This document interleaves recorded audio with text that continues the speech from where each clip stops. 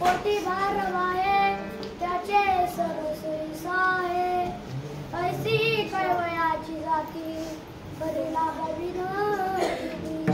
तुका म्हणे माझे तुम्हा संतावरी ओझे, ऐसी कैवयाची जाती करीला विनोदी.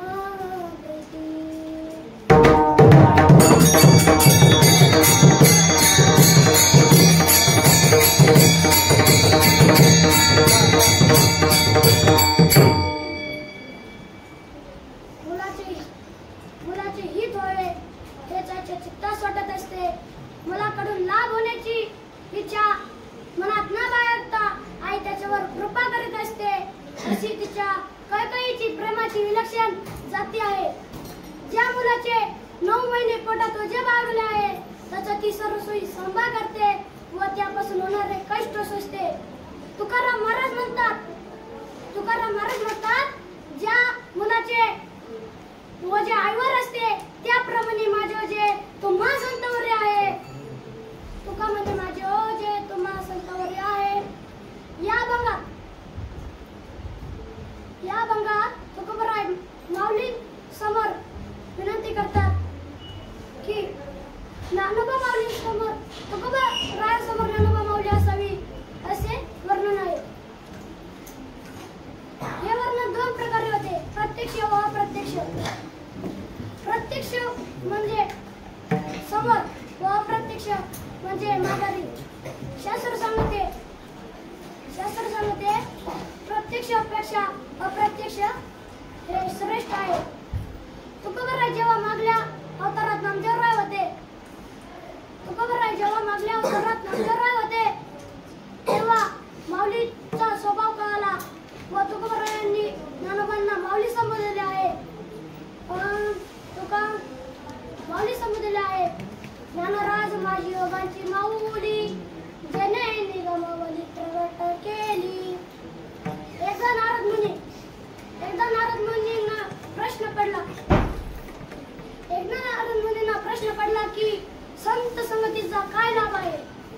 त्यांना त्याचे उत्तर मिळेना गेले व ते विष्णूकडे गेले आणि त्यांनी विष्णूला प्रश्न केला, हे देवा संत संगतीचा काय लाभ आहे. देव म्हणाले, नरकलोकात जा व तेथे एका गटारीत किडा उच्चार व त्याचा प्रश्न विचार.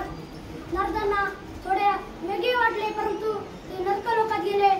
त्यांनी तेथे एका गटारीमधून एक किडा उचलला व त्यास विचारले, संत संगतीचा काय लाभ आहे. तो किडा मेला. नारद वैकुंठात आले व विष्णू सांगितले तो किडा मेला. विष्णू म्हणाले, ठीक आहे, 6 दिवसांनी पुन्हा त्याच ठिकाणी एक नागतोडा जन्मास येणार आहे, त्याचा प्रश्न विचार. नारद मुनी म्हणाले, ठीक आहे. ठीक 6 दिवसांनी नारद मुनी त्या ठिकाणी गेले. तेथे एक नागतोडा होता. नारदांनी त्यास विचारले, नागतोड्या संत संगतीचा काय लाभ आहे. नागतोड्याने नारदांकडे पाहिले व तुरंत मेला. नारदांना आश्चर्य वाटले. नारद मुनी वैकुंठात गेले. विष्णूला सांगितले. नारद मुनी तो नागतोडा सुद्धा मेला. विष्णू म्हणाले, ठीक आहे, 1 महिन्यानंतर नरकलोकाच्या राजवाड्याच्या बाहेर एक वासरू जन्मास येणार आहे, त्याचा प्रश्न विचार. नारद मुनी 1 महिन्यानंतर नरकलोकात गेले व एका आंब्याच्या झाडाखाली एका गायीस वासरू जन्मास आले होते. नारद मुनींनी त्यास विचारले, वासरा मला सांग की संत संगतीचा काय लाभ आहे. वासराने नारद मुनींकडे बघितले व वासरू गतप्राण झाले. नारद मुनी वैकुंठात गेले. विष्णूंना सांगितले, वासरू मेले. विष्णू म्हणाले, ठीक आहे. 6 महिन्याने ठीक त्याच नरकलोकाच्या राजास म्हातारपणी मुलगा जन्मास येणार आहे, त्याचा प्रश्न विचार. नारद मुनी म्हणाले, मी ज्यांना प्रश्न विचारले ते सर्व मेले.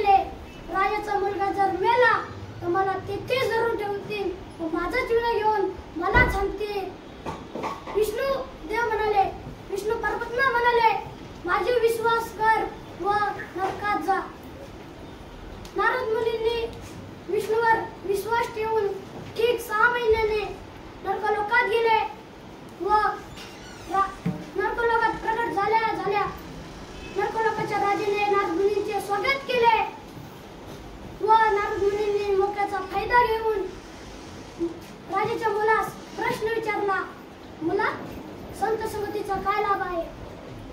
आश्चर्य मुलगा बोलू लागला, पाण्यातला मुलगा बोलू लागला की तुम्हाला ज्याने या ठिकाणी पाठवले आहे त्यास बोलून घेऊन या, तेव्हा मी संत संगतीचा काय लाभ आहे हे सांगेन. नारद मुनींना वाटले चला ठीक आहे, आपल्या प्रश्नाचे उत्तर मिळत आहे. नारद मुनींनी वैकुंठात जाऊन विष्णूंना बोलून आणले. विष्णू परमात्म्याने वैकुंठाचा कारभार सोडून नारदांसोबत नरकलोकात आले. आश्चर्य मुलगा बोलू लागला, माझा पहिला जन्म आईचा होता, एका किड्याचा होता. तेथे संतांचे दर्शन भेटले व मला नागतोड्याचा जन्म भेटला. तेथे जन्मल्या नारदांचा संतांचा लाभ झाला व मला वासराचा जन्म भेटला. त्या ठिकाणी सुद्धा मला संतांचा स्पर्श झाला, संतांचे दर्शन झाले व आज मी या राजाचा मुलगा आहे. हे संत संगतीचा सर्वात मोठा लाभ आहे व संतांसोबत या वैकुंठाचे देव असे विष्णू परमात्म्याचे सुद्धा दर्शन झाले. हा संत संगतीचा सर्वात मोठा लाभ आहे. म्हणून सर्व संतांनी ज्ञानोबांना माऊली आई म्हटले आहे. शांत, दास्य, सख्य, वात्सल्य व माधुर्य या 5 भावापैकी 2 भाव जास्त प्रकट होतात असे म्हणतात. जसे वाङ्मयात प्रकट झाले तसे भाव व वात्सल्य भाव. मात्र देवाच्या बाबतीत 5ही भाव प्रकट होतात. कधी तुकोबाराय म्हणतात मी आपला दास आहे. तुका म्हणे ज्ञानेश्वरा राखा पायापैकी करा. कधी महाराज म्हणतात मी आपले लेकरू आहे. महाराज आधी म्हणले मी आपला दास आहे, आता म्हणतात मी आपले लेकरू आहे. महाराज आईची उपमा का देतात? तर वेदशास्त्र पुराण संत वाङ्मयात आईचे फार महत्व आहे. असे वेद म्हणतो, मातृदेव भव, नंतर पितृदेव भव, आचार्य देव भव, अतिथिदेव भव, उपाध्याय दशाचार्य, आचार्य निषेध पिता, सहस्रतु पितृमाता, गौरवेना तुरीच्यते. उपनयन करणाऱ्यापेक्षा वडील 100 पट श्रेष्ठ आहेत. मात्र वडिलांपेक्षा आई 1000 पट श्रेष्ठ आहेत. आचार्यापेक्षा वडील 100 पट श्रेष्ठ आहेत, परंतु वडिलांपेक्षा पण आई श्रेष्ठ आहे. नन्नदाग समदान तिथी द्वादश समनगाय परमात्र परदैवतम. अन्न उदकारासारखं दान नाही, द्वादशी सारखी तिथी नाही, गायत्री सारखा मंत्र नाही आणि आई समान दैवत नाही. आई समान दैवतच नाही. नसती माझ समशरीर पोषण, नसती भार समशरीर तोषण, नसती विद्य समशरीर भूषण, नसती चित्त समशरीर शोषण. आई शरीराचे पोषण करणारी असते, पत्नी शरीराचे तोषण करणारी असते. विद्येसारखे शरीराचे भूषण नाही आणि चित्तेसारखे शरीराचे कोणी शोषण करत नाही. शास्त्र सांगते की एखाद्या माणसाने जर संन्यास घेतला, त्याने वडिलांचे दर्शन नाही घेतले तरी चालेल, तो देवाच्या पाया पडला नाही तरी चालेल, पण त्याने आईस नमस्कार केलाच पाहिजे. एवढे आईचे महत्व आहे विठ्ठल.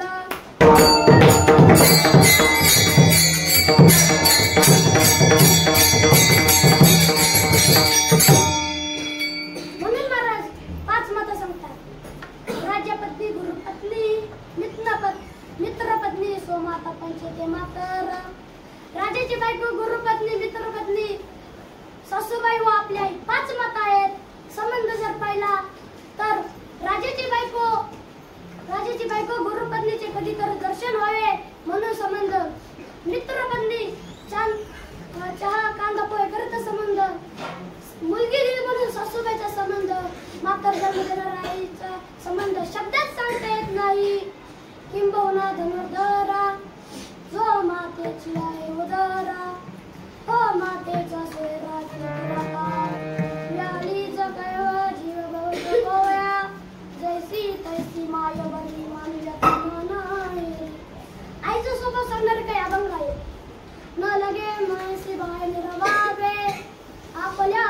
जावे उडी त्यासी माझा का लागला करणे विचार ज्याचा जार बाळ त्याचे माथा गोड धड त्यासी ठेवी न मागता समाधान जीवा खातली दिमाना खेळता गुंतलो उमगणे आणि बसवली स्थली लावी बाय त्याच्या दुःखे पडले खपली लाई तई वई होय जैसी तुका मने देह विसरलो आपुला आघात तो त्याला लागोले दिमाना लेकरा लेववी माता अलंकार नाही अंधकार आवडीसी कृपेची पोसणे तुमच्या निधीने आजी संत जनमाय बाप आरुष्या उतर संतोष माऊली कळवली घालत तुका म्हणे पोटी उदाहरण्याची शक्ती माझी पुरुष किती चातकाची आई घडविते मडविते व बडविते सुद्धा आई घडविते मडविते व बडविते सुद्धा या सर्व अभंगात आईचा स्वभाव सांगितला आहे आईचा स्वभाव सांगितला आहे विठ्ठल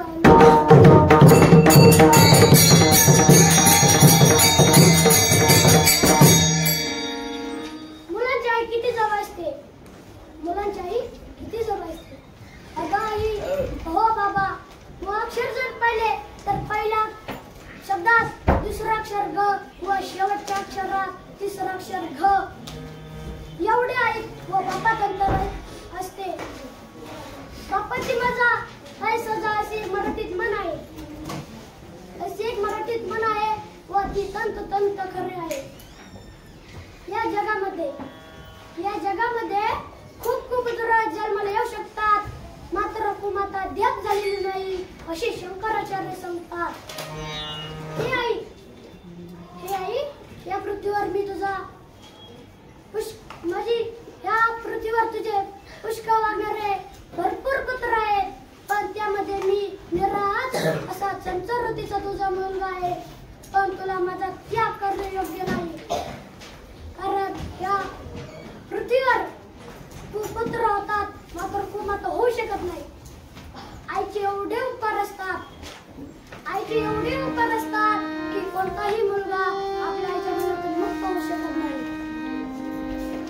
आई जन्म देते सांभाळ करते लहानाचं मोठं करते हे आई इतके उपकार करते की बाळाला ठेस लागली तर आईला आग होते इतके आईचे कष्ट असते म्हणून कोणताही मुलगा आपल्या आईच्या ऋणातून मुक्त होऊ शकत नाही व्यवहार पाहिला तर आपल्या मातेस आपल्या मुलाचे खरे समजत नाही आपल्या मुलांनी शिकावे श्रीमंत व्हावे पदवी मिळवावी ही आईची इच्छा असते परंतु तुकाराम म्हणतात तुका म्हणे धन धनासाठी देती प्राण धन कधीच मागू नये मागावे तर फक्त आपला कसे हित होईल हे देवाकडे मागावे तुका म्हणे धनासाठी देती प्राण एका गावामध्ये एक श्रीमंत पाटील राहत होता त्या पाटलाकडे इतकी संपत्ती होती की त्या गावामध्ये नाही तर त्याच्या तालुक्यामध्ये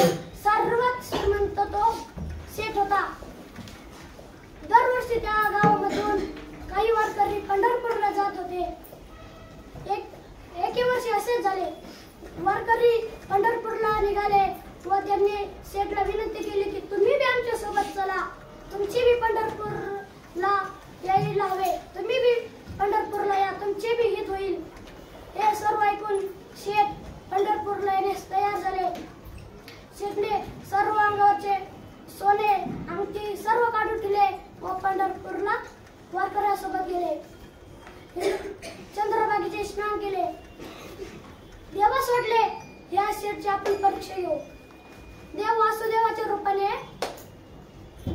चंद्रभागेच्या काठी आले व शेठला म्हणाले काहीतरी दान द्या शेठ म्हणाले मी रूमवर राहतो मी काही पैसे आणले नाहीत रूमवर या हे माझा रूमचा पत्ता आहे तुम्ही या ठिकाणी या मी तुम्हाला काही पैसे देऊ इच्छितो वासुदेव नव्हते तर ते देव होते देवा सोडले चला ठीक आहे शेठ आंघोळ करून दर्शन घेऊन रूमवर गेला संध्याकाळी 5 वाजता वासुदेव त्या रूमच्या ठिकाणी गेला शेठ म्हणाला मी इथं पैसे आणले नाहीत तेवढे आणले होते तेवढे खर्चून गेले आहेत. आता तू माझ्या गावात भेट, तुला माझ्या गावाचा पत्ता देतो. वासुदेव म्हणाले ठीक आहे, तुला बघा तुम्ही. वासुदेव 1 महिन्यानंतर त्याच्या गावात गेले. शेठनी लांबूनच वासुदेवाला येताना पाहिले व बायको सांगितले, हा वासुदेव पंढरपुरात मला भेटला होता. माझ्याकडून पैसे घेण्याची इच्छा करत आहे, परंतु आपले पैसे व्हायला जायला नाही पाहिजे. तो शेठ रुपये सुद्धा खर्च करीत नव्हता. त्याने लगेच बायकोला सांगितले, मी मेलो आहे असे सांग व त्या वासुदेवाला तर त्याला हकलून दे. लगेच बायकोच्या मांडीवर मुंडकं ठेवून मरणाचे नाटक केले. वासुदेवाला म्हणले, काय झाले? त्याची बायको म्हणाली, शेठ मेलो. वासुदेव म्हणाले, ठीक आहे, शेठ मेले, आता त्यांची अंतिम विधी करूनच जातो. अंतिम विधी करूनच जातो. शेठला अडचण वाटले. शेठ पण उठलाच नाही. ठीक आहे, सर्व गावातल्या लोकांना सांगितले. शेठला बरोबरच पडली, परंतु ठीक पैसे नाही गेले पाहिजे. सर्व गावातले लोक जमा झाले. सर्व रडायला लागले, शेठ मेले, शेठ मेले. ठीक आहे, वासुदेव म्हणाले, आता याला जाऊनच जातो. त्याला सर्रावर चढविले, आग लावणार. तेवढ्यात वासुदेव म्हणाले, जाऊ द्या, इतकं लालच असून द्या, परंतु ह्या मेला तर मोकार तर जिवंत असल्याने जाणे हे चुकीचे आहे. म्हणून वासुदेव म्हणाले, ठीक आहे, माझे पैसे बुडले. जे वासुदेव म्हणाले, माझे पैसे बुडले, तू पाट्या हो. आगने तो लढी खाली टाकली व रुपयावाला जाऊन नाही दिला. तू का म्हणे, धन धनासाठी देती प्राण. मात्र पुराणात आपल्या मुलाचे खरे हित करणाऱ्या 2 माता होऊन गेलेल्या आहेत, मैनावती माता व मदालसा माता. मैनावती माता गोपीचंद राजाची आई, अतिशय सात्विक श्रद्धाळू. एकदा गोपीचंद राजा स्नान करत होता. मैनावतीने माडीवरून पाहिले की वरा वंटा देव विलासात विषयात रमणारा झाला आहे. आईच्या डोळ्यातून अश्रू आले व ते सरळ गोपीचंद राजाच्या अंगावर जाऊन पडले.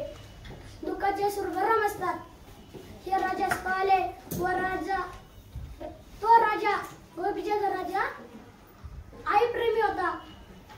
त्याने लगेच कपडे घातले, तलवार काढून आई जवळ गेला व म्हणाला, सांग, तुला कोणी दुःख दिले?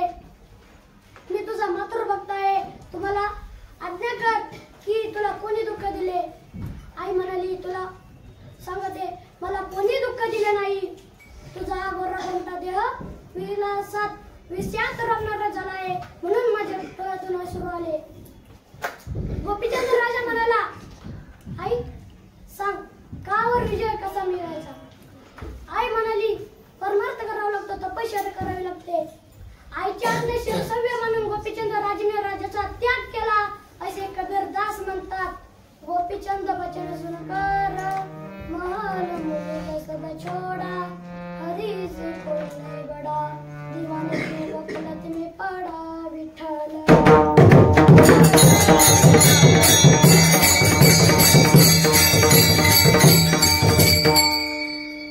आपल्या मुलाची खरेदी केलेली दुसरी प्रसिद्ध मदालसा माता, ऋतुध्वज राजाची पत्नी व अतिशय श्रद्धाळू. राणी 4 पुत्र झाले, सुबाहू, शत्रुमर्दन, विक्रांत वर्म व लग्न. पहिले 3 पुत्र पाण्यातच असताना त्यांना योगाचे तत्वज्ञान सांगितले. यावर ज्ञानोबांच्या 5 वही आहेत. उपदेश मदालसा देव निर्मिला कैसा, आला शिकवण्या बाटा मातेची गर्भवासा, जो पंत कटारे पचला कर्म कोटा, पर्य दे मदालसा सो रे बाळा. पहिले 3 मुलं लहानपणीच पहिली दुसरीला असतानाच जंगलात तपश्चर्यास निघून गेले. राजाने राणी सांगितले, 3 मुलं तर तपश्चर्या करण्याकरता न सांगता जंगलात निघून गेले आहेत. शेवटचा मुलगा, यास तू काहीतरी सांग व राज्य सांभाळण्याकरिता यास ह्याच ठिकाणी ठेव. राणी म्हणाली, ठीक आहे. राणीने शेवटचा मुलगा अलर्क या संसार करून निसंग राहून परमार्थ कसा करायचा याचे तत्वज्ञान दिले व या प्रकारे मदालसा मातेने 4ही मुलांचा उद्धार केला. मैनावती उद्धार केला. मात्र ज्ञानोबा माऊलींनी जगातील जीवांचा उद्धार केला.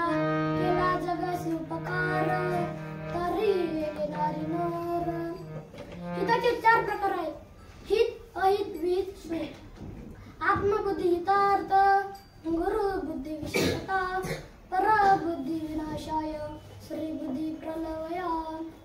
स्वतःची बुद्धी हितास कारण असते. गुरु बुद्धीने विशेष हित होते. परबुद्धीने चाललो तर नाश होतो व श्री बुद्धीने चाललो तर सत्यानाश होतो. स्वहिता कारणे संगती साधूची, भावे भक्तीची हरी भेटतेने. अभंगाच्या पहिल्या चरणात.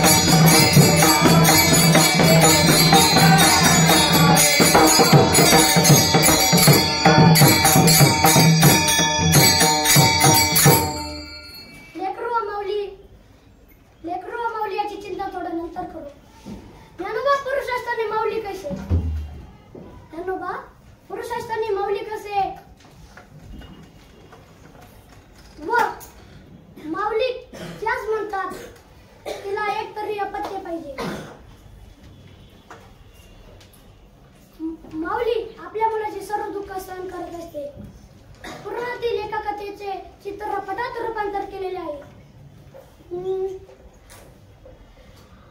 एका मुलाचे एका मुलीवर प्रेम असते. एका मुलाचे एका मुलीवर प्रेम असते. तो म्हणतो आपण किती दिवस चोरून भेटायचे. ती म्हणती ठीक आहे, तू मला जर लग्न करायची इच्छा असेल तर तुमच्या घरात कोण कोण आहे. तो म्हणाला मला वडील नाहीत, बहीण नाही, भाऊ नाही, फक्त आई आहे. ती म्हणाली मला आई चालणार नाही. त्यास थोडे वेगळे वाटले, परंतु तो म्हणाला ठीक आहे. त्याच विचाराला कोणाच्या घरी ते सोडू देऊ, आश्रमात सोडू देऊ किंवा जंगलात सोडू देऊ. तिला ते कळाले. ती म्हणाली कुठे सोडून जमणार नाही. आईस मारून तिचे हृदय मला दाखवण्याकरता आणले पाहिजे, तेव्हाच मी लग्नास तयार होणार. कामा तुरा बैला विचार शरीरासार तुल्य. एक दिवस या प्रेमुराने आपल्या आईस मारले व आईचे काहीच काढून एका प्लास्टिकच्या पिशवीत भरले व त्याच्या प्रेमिकाकडे घेऊन चालला होता. वाटेत ठेस लागली व काही एकीकडे उडून पडले आणि हा एकीकडे उडून पडला. मात्र त्या काळजातून आवाज बाहेर पडला, बाळा तुला काय लागले का रे. आपल्या मुलाकरता आई सर्व दुःख सहन करते. या अभंगात तुकोबराय आईचा स्वभाव सांगतात व संतांची तुलना आईशी करतात. आई ही लोकांची हित नाही. या अभंगात तुकोबराय संतांचे खूप महत्व सांगतात. काय सांगू आता संतांचे उपकार, मज निरंतर जगभीती, काय घ्यावे शिवाय उत्तराई, ठेविता पायी जीव थोडा. आई ही लोकांचे हित पाहते, मात्र संत ही लोकांचे व परलोकाचे कल्याण करतात.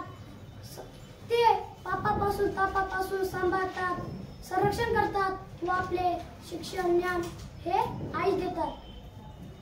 आई ही आपला सांभाळ करते, शिक्षण देते, मोठं करते. एका गावात दोन बहिणीचे लग्न झाले होती. दोघी एकाच गावात दिल्या होत्या. एकीचे नाव सगुरी व एकीचे नाव निगुरी होते. सगुरी गुरु असणारी, निगुरी गुरु नसणारी असा अर्थ होता. बरेच दिवस दोघींना मुलगा नव्हते. दैवयोगाने सगुरीस मुलगा झाला. त्यांच्या घरामध्ये सर्वांना आनंद झाला. परंतु पुराणामध्ये मोबाईल नव्हता, त्यामुळे कोणाला सांगता आले नाही. सगुरी खेड्यामध्ये दिले होते, एका म्हणजे जंगलामध्येच म्हणले तरी चालेल. आणि सगुरी थोडी श्रीमंत घराण्यामध्ये दिले होते, म्हणजे जसं पाटलाच्या घरामध्ये असेल. सर्वांना आनंद झाला होता. एके दिवशी निगुरी सगुरीकडे आली व म्हणाली, ताई मी मुलगा घेऊन जाते. सगुरीस वाटले मावशी आहे, चिंता असणार, त्यामुळे सगुरींनी परवानगी दिली. निगुरी मुलगा घेऊन गेली व सगुरीस वाटले संध्याकाळी मुलगा आणून देईल, परंतु संध्याकाळी मुलगा आणून दिला नाही. सगुरीस वाटले सकाळी मुलगा आणून देईल, सकाळी सुद्धा दिला नाही.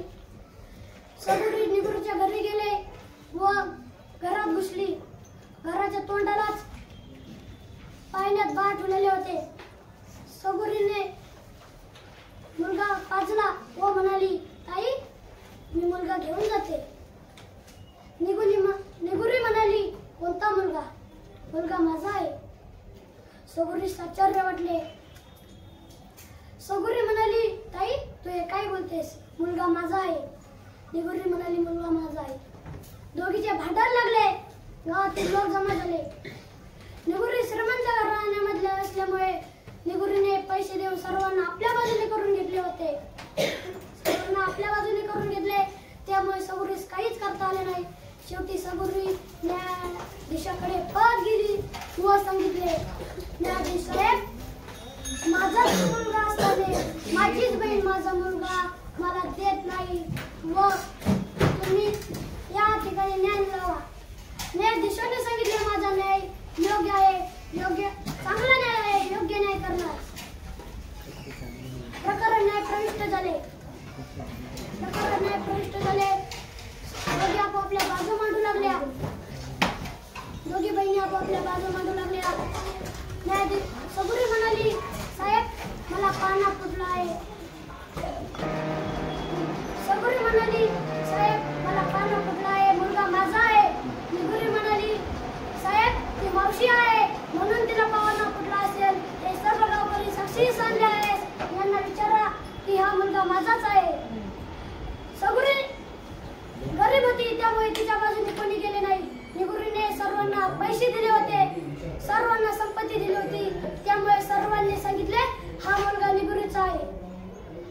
न्यायाधीशास शंका आली. त्याने सांगितले, ठीक आहे, मी माझ्या प्रकारे न्याय करतो. न्यायाधीशाने मुलास स्टेजवर ठेवले व नोकरा सांगून तलवार आणली.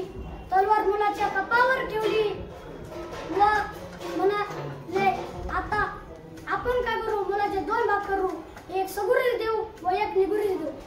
निगुरी म्हणाली, ठीक आहे, मला तुमचे न्याय हे आहे, योग्य आहे. मला उजवा द्या व सगुरीस डावा देऊन टाका. ती मुलाच्या कपावर तलवार ठेवली. सगुरी मोठ्याने हंबरटा पडायला लागली म्हणाली, मुलगा निगुरीस देऊन टाका, मुलगा निगुरीचा आहे. व रडत रडत न्यायालयाच्या बाहेर पळत गेली. न्यायाधीशाने नोकरांना पाठवून सगुरीस पकडून आणण्यास सांगितले. नोकरांनी सगुरीस पकडून आणले. सगुरी पुन्हा न्यायालयात आली तरी पण तिचे रडणे थांबले नव्हते. न्यायाधीशाने सांगितले, सगुरी, मुलगा तुझाच आहे, तू रडू नको. सगुरीस आश्चर्य वाटले. न्यायाधीश साहेब, काय म्हणला तुम्ही? न्यायाधीश साहेब पुन्हा मोठ्याने म्हणले, सगुरी, मुलगा तुझाच आहे, तू रडू नकोस.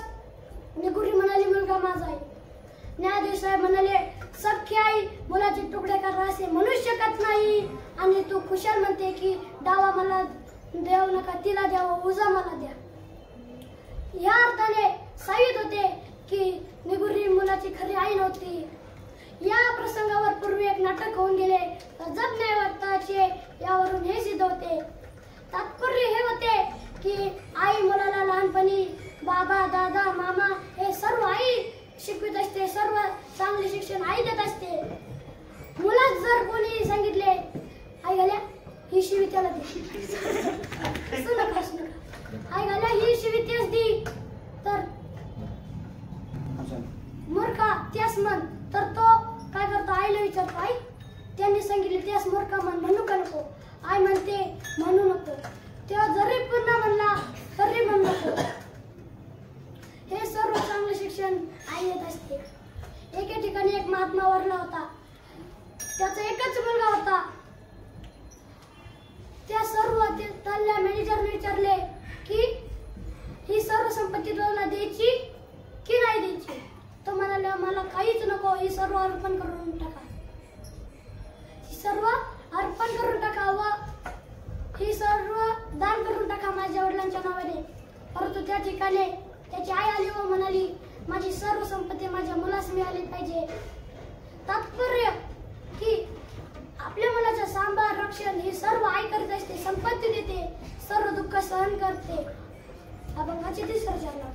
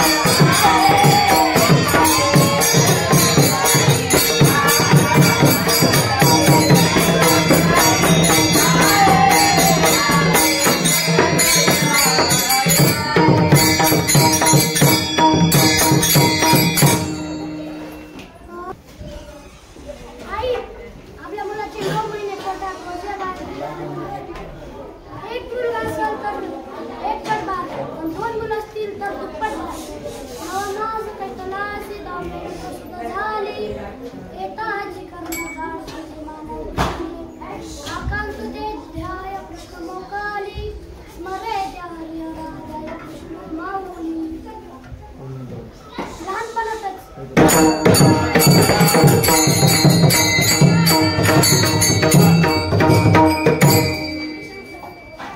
कधी आई स्मरण येते, मात्र आई सर्व दुःख सहन करते. आईला इतका त्रास होतो मुलाच्या वेळेस की सांगू नका, मात्र बाळाचा चेहरा पाहिल्याबरोबर आई सर्व दुःख सहन करते. आई सर्व दुःख सहन करते. कसे घाणेरडे असणारी मुलं आमच्या खांद्यावर खेळतात.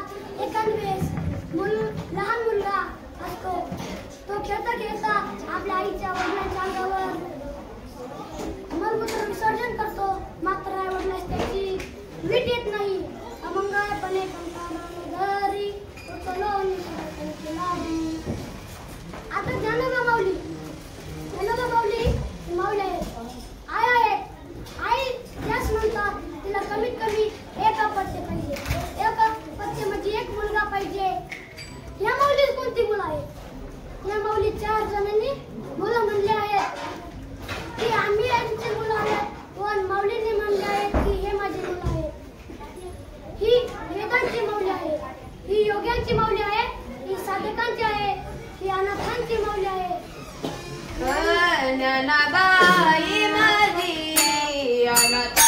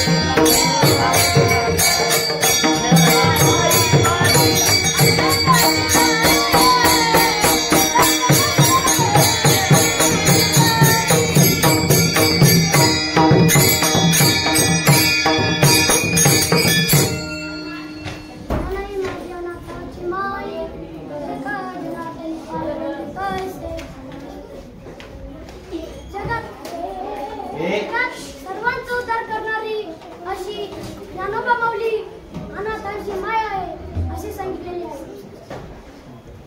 एका ठिकाणी एका गावामध्ये एक शेतकरी राहत होता. त्याच्याकडे 2 गाया व 2 गायांना 2 बारीक बारीक वासरू होते. तो दर दिवस काय करायचा, त्यांना शेतामध्ये चारवण्याकरता घेऊन जायचा. त्याचा दर दिवसचा नित्यक्रम होता. एक दिवस काय झाले, तो रानातून आला व गायांना गोठ्यामध्ये बांधले, वासरांना गोठ्याच्या बाजूच्या कडाला बांधले व आरामाकरता गेला. परंतु चुकीने कोणीतरी त्या गोठ्यास आग लावली किंवा लागली आणि त्या गोठ्याने पेट धरला. वासरू एका बाजूला होते व त्या 2 गाया एका बाजूस होत्या. गाईस वाटले की आगीने आपले वासरू मरून जाईल, म्हणून गाईने दावे तोडले व पळत जाऊन त्या बाजूस जेथे वासरू बांधले होते तेथे उडी खाल्ली व मानेने वासराचे दावे तोडले व वासरास बाहेर घेऊन आली. कारण की आई ही आपल्या मुलाचे दुःख सहन करू शकत नाही. आपल्या मुलाचे दुःख ती स्वतः सहन करत असते. आता त्या गाईस खूप चटके बसले असतील आपली आई, आपली माऊली आपले सर्व दुःख सहन करत असते. एका ठिकाणी एका माऊलीचा मुलगा आजारी पडला. ती नवऱ्याची वाट पाहत होती. नवरा संध्याकाळी कामावरून घरी आला. तिने तिच्या नवऱ्यास सांगितले की मुलगा खूप आजारी पडला आहे, यास लवकरात लवकर दवाखान्यात डॉक्टरकडे घेऊन जा. त्या मुलाच्या वडिलांनी लगेच गाडी काढली व मुलास दवाखान्यात घेऊन गेले. डॉक्टरला दाखवले. डॉक्टरनी चेक केले, औषधं लिहून दिले. त्या वडिलांनी औषधं आणली, मुलाच्या आईच्या हातात दिले. त्या आईने 4 ते 5 दिवस ते औषध नित्य नियमाने दिली व मुलगा बरा झाला. मुलगा बरा होण्यामागे 3 कारण आहेत: आई, वडील व डॉक्टर. डॉक्टरांची भूमिका श्रद्धेची, वडिलांची भूमिका देवाची व औषध देणाऱ्याची, आईची माऊलीची भूमिका काळजीची. म्हणून तुकोबारायांनी ज्ञानोबा माऊलींना नाही तर सर्व संतांना माऊली म्हणले आहे. माऊलींनी 4 मुलांकरता 4 खाऊ कायमचे करून ठेवले आहेत. मोठ्या मुलाकरिता अमृतानुभव ग्रंथ, दुसरा योग्यांकरिता चांगदेव 65, साधकांकरिता ज्ञानेश्वरी भावार्थ दीपिका, साधकांकरिता ज्ञानेश्वरी भावार्थ दीपिका व वारकरी मुलांकरिता हरिपाठ हा त्यांनी फिक्स खाऊ करून ठेवलेला आहे. आई या शब्दाचा आणखी एक अर्थ होतो. आपल्याला परमात्म्याचे दर्शन करून देणारी ती आई, हा त्या आईचा अर्थ आहे. ज्ञानोबा माऊली विश्वाची माऊली आहे. यांना जर आपण आनंद झालो तर ही ज्ञानोबा माऊली आपल्याला कृपा करतील. ते योगी आहेत, वैष्णव आहेत, ज्ञानवांची सर्वमणी आहेत व माऊली आहेत.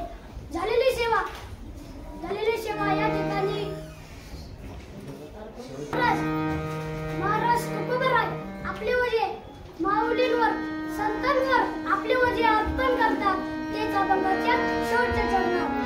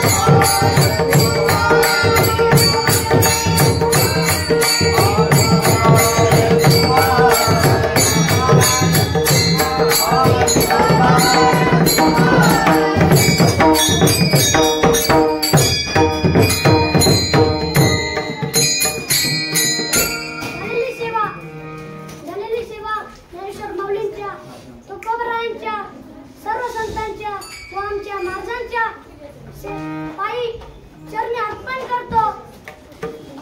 व आता मृदुंगाचार्य गौरव महाराज चव्हाण, गायनाचार्य मोहन महाराज चव्हाण, वैष्णव महाराज बेंडे, आपले श्रीकांत महाराज वानखेडे, ओम महाराज शिंदे या सर्वांची आभार मानतो. व संस्थेचं नाव श्री महालक्ष्मी नारायण देत व शेवट करतो. माझे गुरुवर्य नागेश महाराज बेंडे यांनी मला कीर्तन शिकवले, त्यामुळे या ठिकाणी मी कीर्तन करू शकलो, नाहीतर या ठिकाणी मी कीर्तन करू शकत नाही. जर माझे गुरुजी नसते तर मी या ठिकाणी नसते.